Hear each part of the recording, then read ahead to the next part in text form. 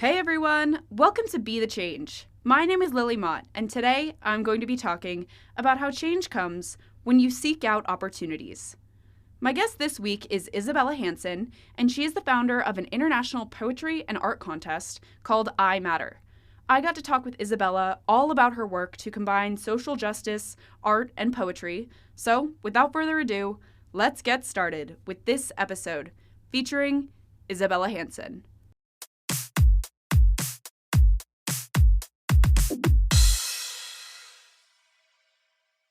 Hi, I'm Isabella Hanson, and I'm the founder of the International Poetry and Art Contest, I Matter, and it just focuses on the topic of Black Lives Matter and social justice. And I created it in 2020 in light of the racial reckoning surrounding the death of George Floyd and Breonna Taylor. And since then, I've continued to operate the contest and just give students a platform to speak out on why Black Lives Matter. That's so interesting, and I think that's a great place to start. So, I would love to just go deeper and have you tell me more about the process to develop the contest. I also started my podcast right around the same time and with a similar hope of amplifying youth voices. So, I would love to know more about your process to develop this contest. Yeah, of course. So when I was 14, I was just at home because we had 2 weeks off for like quarantining for COVID. And I was learning poetry and language arts, and I was learning about Langston Hughes and just how he put his just struggles into poetry and kind of wrote about everything that he saw was wrong with our world. And I just kind of took from him. And I would write poetry about everything that I saw wrong with our world. And when I realized that I was like it allowed myself to release everything that I had bottled up inside. I was just thinking there have to be other like kids that also feel this way but don't know how to exactly like explain it. So that was where I kind of got the idea for I Matter, and just with giving students a platform and allowing them to creatively express themselves through poetry or art and just advocate. So, tell me more about I Matter as it is now. How has the contest grown over the last few years, and how many people participate and are submitting their work? Back when I was just first creating it, I had about 150 entries like the first time, but now I've been able to reach over 1,000. So kind of a milestone for me. And I'm actually on the third book that we're working on, like printing and producing the hardcover book for the students. So these students also become published authors, like the top 10. It's put into like a hardcover book that's donated to schools and libraries. And I'm really grateful that I've been able to do all of this and be able to honor these students these ways. And it's been able to just reach all kinds of different countries and like different states. I'm missing 2 states right now, so I'm working on that, but 48 is still a pretty good, like just huge milestone for me. And some of our significant places were like the UK and the Bahamas and Romania of all places. So yeah. That's so exciting, and I'm sure those last two states will definitely come. So, for yourself, why did you choose poetry as an outlet to make your voice heard? You mentioned learning about Langston Hughes earlier, and I would love to just know more about that background that got you inspired to start doing this work. Yeah, so with Langston Hughes' poem I Too, he wrote about being recognized at a metaphorical just table, and it aligned with him being recognized as one of the best poets like we've ever had. And I really liked how through poetry he was able to subtly include that and just be like, oh yeah, just waiting to be recognized at the American table as one of our greatest poets. So when I realized how powerful poetry could be, especially when being presented in front of crowds and just seeing people moved by it, I really saw that I was like, poetry is my thing.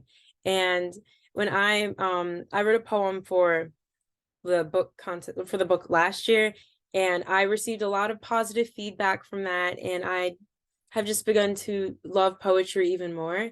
And also Amanda Gorman, when she did the inauguration speech, I was so moved by that because, again, just seeing poetry motivate a large crowd of people and also seeing her receive the recognition that she deserves as a Black woman and as a fellow Black woman, I was just very proud of her and proud of how far poetry has come.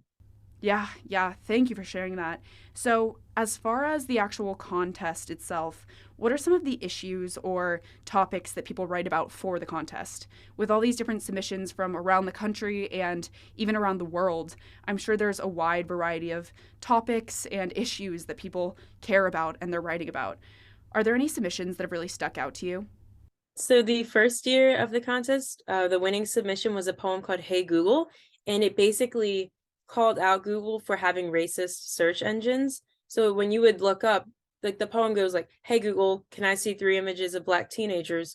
Oh no, I didn't mean mugshots, because when you would Google 3 Black teenagers, arrested Black kids would come up, and like not teenagers, like people behind bars and mugshots. But then you look up 3 white teenagers, and it's kids playing basketball and doing recreational activities. So just be like looking up something like that and realizing, oh, I can incorporate this in a poem. That really stuck with me, and how she also covered just different topics of racism in society today. And then also poems have discussed just different forms of stereotypes and just negative, just things that go with people that associate with being Black, and how that has kind of encouraged people to rise above and continue going, but also being aware of these racist like ideals and still being able to move past them, but also using poetry as a way to cope with this. That's so interesting. And I think that art and poetry are just such great ways to represent these issues and to make them resonate with people in a really powerful way. So, by offering this platform for young poets and artists to share their work, what change are you hoping to see in the future through this work you're doing? I just hope that my work, just as a young leader, inspires other young leaders around the world who also have ideas of how they want to create change in their communities or even like internationally. Just kind of how you saw something that needed to be done and you just leap to the opportunity. So I feel like just being a young change maker that's had some success and won some awards, I'm hoping that I will inspire just other kids to take action too. And I'm also just hoping to keep the contest running for just as long as I can and keep inspiring youth to just use poetry and art as just peaceful mediums. I really agree with that idea of like a ripple effect of change.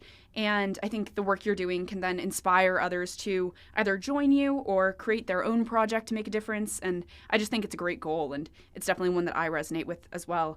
So I have one last question for you. Lots of high school students and college students want to create change, but they may not know how to get started with that work. Do you have any advice for those people who may be listening? I would suggest finding maybe an advisor to help you with that, or reaching out to different, like, I guess, people on social media, maybe, or people that they know in real life, and working together to kind of brainstorm and create an idea, and then creating like an elevator sales pitch, researching grants. That to like kickstart my contest, I had to do a lot of research on grants and like fellowship programs, and I landed with Riley's Way and their Call for Kindness Fellowship program, and they supported me and gave me the resources and tools that I needed just to just create I Matter and get I Matter out there. And I was just so grateful for their help, and I feel like kids all over the world, if they knew about these different opportunities, they would be able to like create their programs.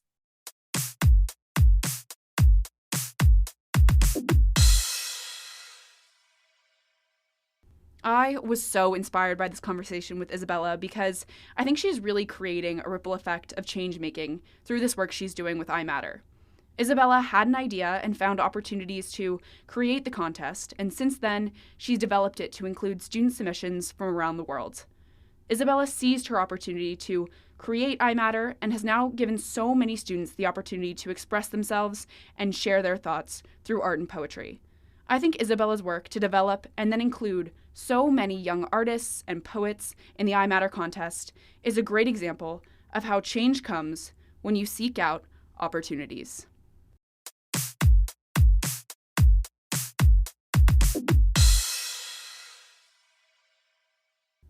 Thank you so much for listening to this episode, and you can find Isabella on Instagram at Isabella LOIE to get connected with her. If you want to talk about anything I mentioned, please reach out to me by email at lily@bethechangepodcast.org or on Instagram at bethechangepodcast. Tune in for my next episode, but until then, be the change you wish to see in the world. Bye, guys.